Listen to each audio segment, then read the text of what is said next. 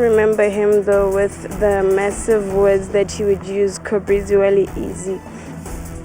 Likudyungelwe lilifa elimnyama kwakhona icandelo lezobugcisa kwilizwe loMzantsi Afrika emva kokusweleka komdlali kamabonakude uPresley Tshweneyagae nowazenzela igama kumboniso bhanyabhanya othi Tsotsi. Kubhubha abantu abathathu zekwenzakala ngokumasikiza abali-12 kwintlekele yengozi yebhasi nehle othongathi kwiphondo laKwaZulu-Natal namhlanje. Abakwantsasana basakhangela indoda eyaziwa ngokuba nguJohn nerhanelwa ngokubulala inzwakazi eneminyaka engama-30 ubudala yaseRhawutini uLurado Mongale.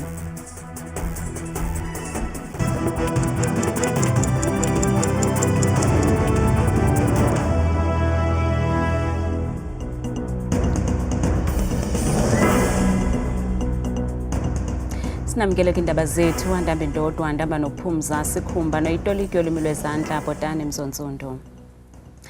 Likudyungelwe lilifa elimnyama kwakhona icandelo lezobugcisa kwilizwe loMzantsi Afrika emva kokusweleka komdlali kamabonakude uPresley Tshweneyagae, le ntandokazi eyazakhela indumasi kumdlalo wawongwa ngebhaso le-Oscar othi Tsotsi ibhubhe ineminyaka engama-40 ubudala yaye unobangela wokusweleka kwakhe awukachazwa.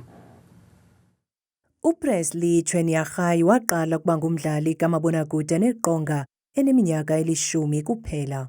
Ngo-2005 wazazisa eluntwini njengetyendyana elinetalente engummangaliso ngethuba eba ngumdlali ophambili kumdlalo kamabonakude othi Tsotsi. Igama lomdlantshona ke apho azalelwa khona waliphakamisa nangakumbi ngendima yakhe kumdlalo iThe River ngo-2018 nalapho wayedlala khona indawo kaThuso Mokoena. It's a great loss for the country indeed, and obviously my words on my side is I'll remember him from the roles that he played, especially Tsotsi, where he won the Oscar for the country, and obviously the role that he played also on The River and the latest show that he had, Cobrizzi. And obviously remembering him using massive words on television and obviously making Tswana fashionable like he always did. So it's a great loss for Mahikeng as a whole. I'd like to first say it's a sad day for us in Mahikeng. We honestly never thought it would happen so soon. You can't predict life at the end of the day. We will remember him though with the massive words that he would use, Cobrizzi wali easy. Uwadwezelena kwamanye amazwe kamaphiko akhe bonakalisa italente yakhe kwimidlalo kamabonakude liqela. Oxa bakhe kweli candelo bakhumbula indoda ebingazonqenekeli ebiwenza ngononophelo nangothanda umsebenzi wayo. I worked with him towards the beginning of his career. We were part of the MLA family together, and so, you know, apart from meeting at the agent's office, because Munin wanted to see her actors, but, you know, spending time on set. And one of the things that I would say about him is that he had this commanding stillness, which allowed him to access the character from the bowels of his soul. So he was an incredible performer. Olufafa lukwakhunjulwe luninzi namhlanje ngokhanyiso kwicandelo lezobugcisa nangelifa lalo eliteketeke. Kambe usweleka lo mfo wakwaTshweneyagae ngethuba elilizwe lisonwabela umdlalo wakhe omtsha othi Cobrizzi. Lala ngoxolo Cobrizzi wali easy. Kubhubhe abantu abathathu zekwenzakala ngokumasikiza abali-12 kwintlekele yengozi yebhasi nehle othongathi kwiphondo laKwaZulu-Natal namhlanje. Basemagunyeni barhanela kuba le ngozi yenzeke ngenxa yesantya esiphezulu somqhubi. Isebe lezothutho KwaZulu-Natal likrokrela isantya esiphezulu ebehamba ngaso umqhubi webhasi ukuba siso esikhokhelele kule ngozi. Siyaqinisekisa ke ukuthi okade umshayeli wakhona simthathile njengamanje usasibhedlela esibhedlela sikahulumeni futhi amaphoyisa ahleli naye ukuze senze sure ukuthi uma ngenzeka ukuthi uphule umthetho noma ngenzeka ukuthi inkampani ayisebenzelayo iphule umthetho sikwazi ukuthi sibaqoqe bonke. Vele ke South Africa njengamanje sekhona umuntu sekwagwetshwa futhi wagwetshwa kahle ngokuphula umthetho nangokubulala. Umhlalo ziboneleyo uthi le ingozi yesithathu kwehla kule blorho. Kuke wangena imoto encane eyakhona eBabris washona umuntu. Yadonswa kwabe kwangena itruck futhi kwaba khona abantu abalimala njengoba sokungena le bhasi kulo leli bridge. kuyo yona leya ndawo ileya ndawo isanda ukulungiswa nje kulayo ngene khona i-truck. Leli bridge leli lapha ibhasi engene khona sokunonyaka yangena imoto lapha kodwa lutho ayilungisiwe. Into efanele abayenze besame insimbi eziqinile uthi noma imoto ishayisa ikwazi ukuthi ingaphoseki. Ileyo nto ke ngithi mina babudedengu ngayo ngoba akekho ngisho amaphoyisa adlula khona la ayabona lo monakalo lokho iyakhamisa le ndawo ayivalwa umuntu. Silizwile-ke nodaba ukuthi akuqala ukuba khona isigameko esinje i-department izofika izokwenza uhlelo lokubheka icwaningo ukuthi lime kanjani ibridge mhlawumbe kufanele sifake ukhonkolo kodwa lokho kuyofana siqale si-check ukuthi ama-piers akahle ngoba ibhuloho lakhiwe kudala isimo esisuke sosizama senze sure ukuthi abantu bakithi basizakala. Amaxhoba asindileyo abalekiselwe kwisibhedlele esikufutshane eThongathi. Amapolisa asakhangela indoda eyaziwa ngokuba nguJohn erhanelwa ngokubulala inzwakazi neminyaka engama-30 ubudala yaseRhawutini uLurato Mongale. Le ntwazana yagqityelwa ukubonwa ngelixa iphuma kwikhaya layo eSandton ingena kwimoto kaJohn yohlobo lwe-VW Polo emhlophe. Umzimba kaMongale wafunyanwa eLombard West emva nje kweeyure ezimbini egqityelwa ukubonwa ephila. Amapolisa asakhangela indoda etyholwa ngokubulala uLurato. Kukholeleka ukuba le ntwazana yabathela thuphi abahlobo bakhe ukuba izikhupha nendoda esanda kuncokola nayo mvanje. Amapolisa athi imoto yomrhanelwa ibifakwe i-number plate yomgunyathi. So this friend brought it to our attention that her friend went out on a date and within an hour or so she could not be reached on her cellular phone. But also the community of Lombardy West noticed a VW white Polo that had dumped a large object on the side of the road. And upon further inspection, they detected that it was a body of a woman. And we then later learned that it was the body of uLurato Mongale. Isitethi samapolisa uBrigadier Athlenda Mathe ukholelwa ukuba lo mrhanelwa akasenzanga yedwa esisehlo. We are following evidence that there may have been two people in that white VW Polo that was fitted with fake registration number plates. Oxa bakhe basaxhelekile. We're a very small department, and as a very small department, somebody was traversing through the corridors. And if you see her as a missing person, you get shocked. And it got even worse when we got that, unfortunately, she was not alive. Ezinye zezinto zika uLurato eziquka unomyayi zifunyenwe zilahlwe kwisitalato e9th Road eQ. Umathe uthi isibetho sokubulawa kwamanina ngendlela ekumila kunje iyanda kutshanje. Two other cases were reported in Sandton on the 8th of May. A 39-year-old woman's body, lifeless body, was found on the side of the road. She too was killed and dumped on the side of the road. A month earlier in April, we also picked up, I think it was on the Old Pretoria Road in the Sandton area, a lifeless body of a woman. So we are analysing and piecing information together whether or not this is the same person. Uphando luyaqhuba. Mapolisa asempuma Koloni athi baza kubanjwa kungekudala abarhanelwa ababandakanyekayo kuhlaselo lakutshanje nekholelwa ukuba ibilinyathelo lokuziphindezela kwabahlali nalapho ke kwasweleka abemba ngaphandle abathathu eAdo empuma Koloni. Ingxelo zithi indoda ethile ihlatywe yabulawa kwimpelaveki esiphuma kuyo kwaye kutyholwa ngelithi ibulewe ngummi wangaphandle. Abahlali balengingqi khange baphozise maseko baye bahlasela abemba ngaphandle nalapho ke kwabhubha abantu ze kwenzakala abalishumi. Amapolisa asempuma Koloni athi asezithendeni zabo babandakanyekayo kumbhodamo okukholeleka ukuba ibingowokuziphindezela emveni komlo oqhambuke phakathi kwabahlali baseValencia eAdo ngaphandle kwendawo yokuthoba uncano ngomgqibelo. We also have a team of detectives that is working tirelessly on the cases that were opened, and as soon as they are finished with their investigation process, the arrest will follow. And we are currently appealing to for calm, and there are negotiations which are taking place as we speak.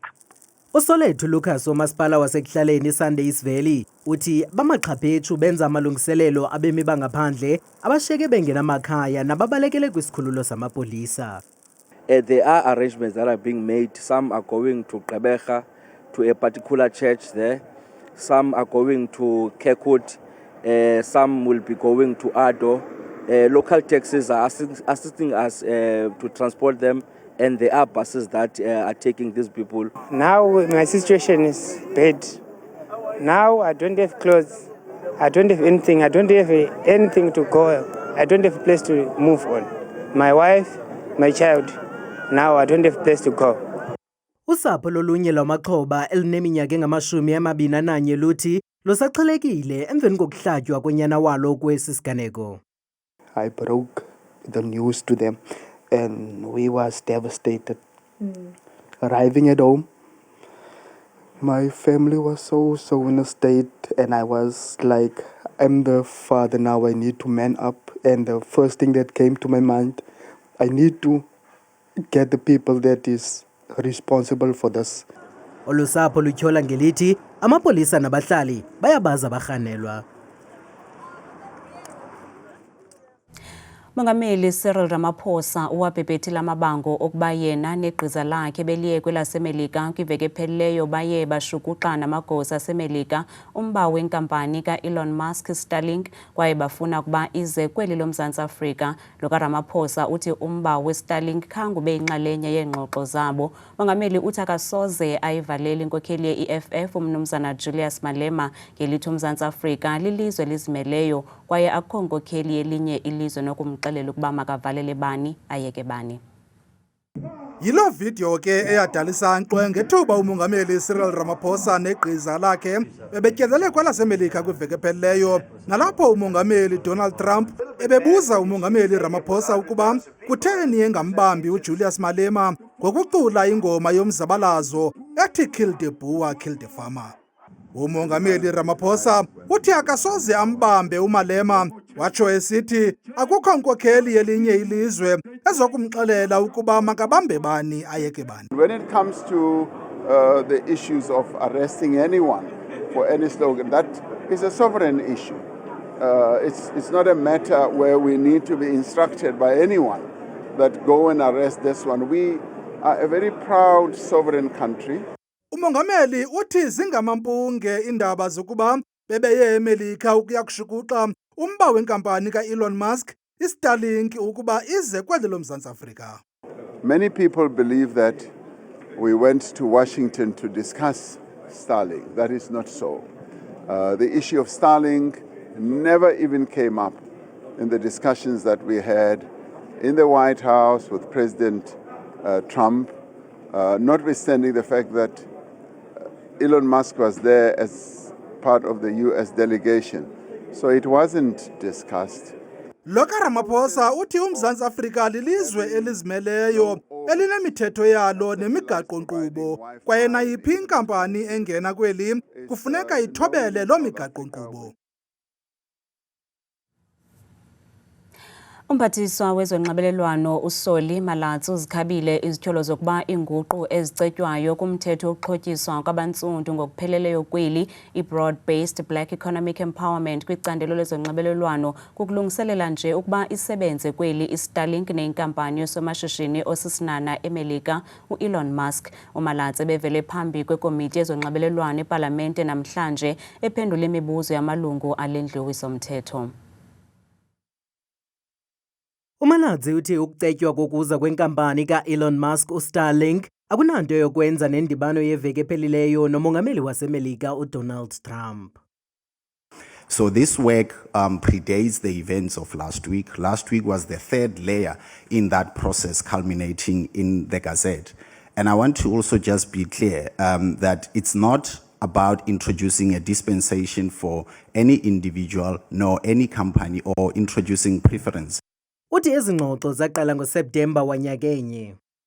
This mechanism around equity equivalent programs and how they can be utilized and how they should be utilized in the sector is not a new invention. It's not an invention by me. It is an attempt, in my view, to say that in the formulation of any regulations in our sector, it has to be read consistently with the ICT sector codes, which emerge from the broad-based economic empowerment. Umaladzi uthi kufanelekile ukuziswa kwezinye indlela zokutyala imali kwisebe nanjengoko kusenziwa nakwamanye amasebe. iRand Water ibhengeze ukuba izaqala ngokulungisa iziseko zayo zamanzi kule veki ngoLwesine kwaye oku kuza kukhokelela ekuvalweni kwamanzi koomasipala baseGauteng nezinye iingingqi ezisebumelwaneni. Eliphulo lizaqukunjelwa ngoLwesibini kule veki izayo, ukanti abahlali beliphondo bayacelwa ukuba bangaxhalabi nanjengoko ezinye iingingqi zingazoba nawo amanzi. Kanti namhlanje umhlali wakwa-21 eNgqeleni eMpuma Koloni usichazela ngemeko esiphantsi kwayo isikolo kule ngingqi kwaye bacela uncedo. Yeah, guys, this is isikolo sam esibantu satsha. Esi sikolo sidinga umsamariya olungileyo onokwenza abantwana batyiwa zinyoka. Ngxaki esinayo kwesi sikolo jo. Mane uphuma inyoka apha singatya umntwana. Siko safe.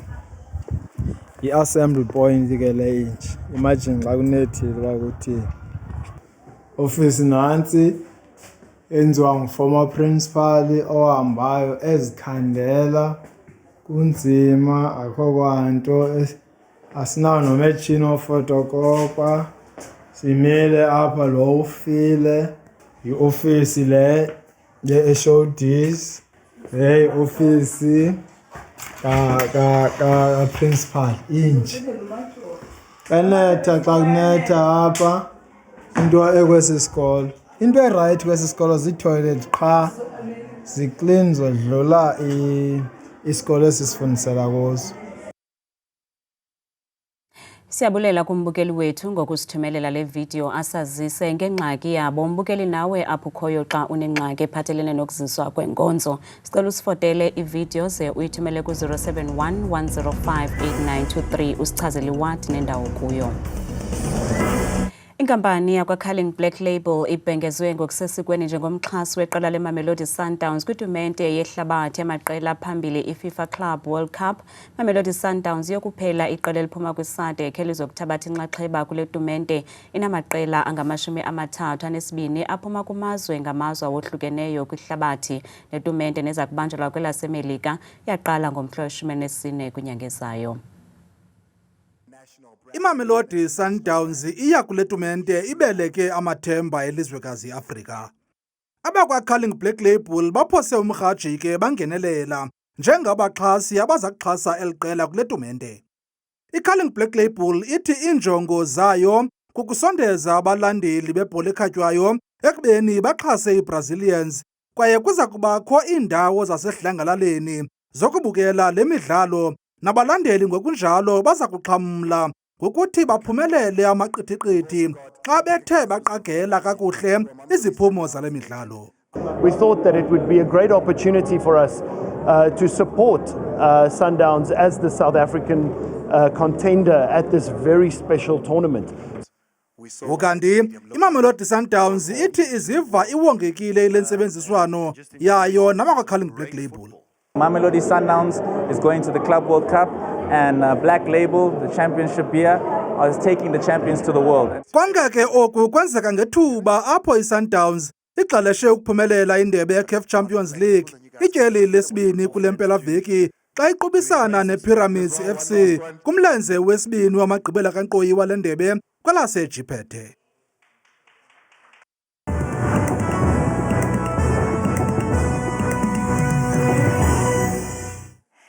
Kakhulu ke mamqwathi noma mzangwa kudesika yendaba ndiyakubulisa nawe mbukeli wam apha ekhaya ndikwamkelekala kweqongeni lam le Muslim lake bethuna ngegama ndinguthabele ke phofu ndiyinzwakazi yabathembu mvanje nakutshanje bethuna yenjenje kaloku iMuslim bukele ekhaya savula ke thina ke ngophawula kaloku nanku umfanekiso apha emva kwam nogqinisa ngamandla ke mzontsundu kwiziganeko zamvanje nje kumZantsi Afrika uphela nokuyobona nawe apha ekhaya bana kuconga kamnandi kakhulu nje kumbindi apha emzantsi ngamandla futhi indawo ezinkwincam yelizwe njengaphaya kaloku kodiyara ngexesha lasekuseni phaya bevuswa October baqhube ngemva kwedinala yangomso belivala ke ulwasuku kwakhona ngaye la 23 degrees bukele ekhaya ngokubanzi amaqondo wakho phansi naphezulu lokuqala bethu kaloku iphondo liphaka lokho lona empuma koloni ngamandla futhi kuncame laphondo ndawo ezifana naphaka lokho eKaladi kwasekuseni futhi kala 7 degrees napha eMount kaloku ngo15 emdantsane amalinde ziphunzana emva kwemini beyivala imini ngo28 degrees kanti ke baphila kanje bona pha ephondweni elise Freystata pha kumazantsi wala njengapha lokho feedback futhi kuyabanda impela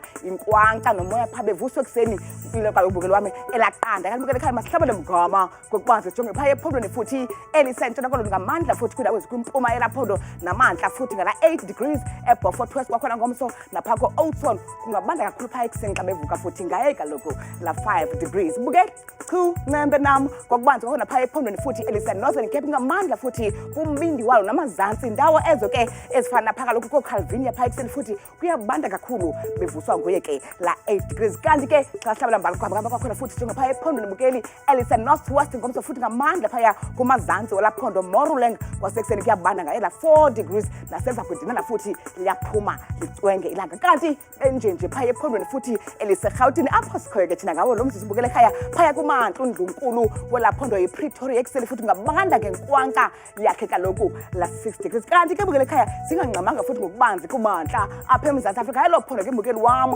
yiLimpopo ngamandla futhi amazantsi walo bilabile ekuseni ngo7 ngokufana nqowa ke phofu naphaya eThabazimbi bevuswa futhi kaloku nguye futhi la 7 degrees sehle njalo sithe chu apha ekhaya phaya ephondweni elisempumalanga ngamandla futhi kumantla walaphondo esikhukhuza ekuseni futhi qaba ngamafu ngo13 degrees naphaya embombe likhona inkwanca ekuseni ngala 10 degrees bukele ekhaya vuma kaloku ndiyivale ndiyisonge imozulu phaya ephondweni eliKwaZulu Natal ngamandla futhi amazantsi walaphondo kuyabanda mpele Kokstad ngo3 degrees napha kwintshona Ladysmith ekuseni ngo13 beshela mna ndikuthanda kangaka xesha lemiyole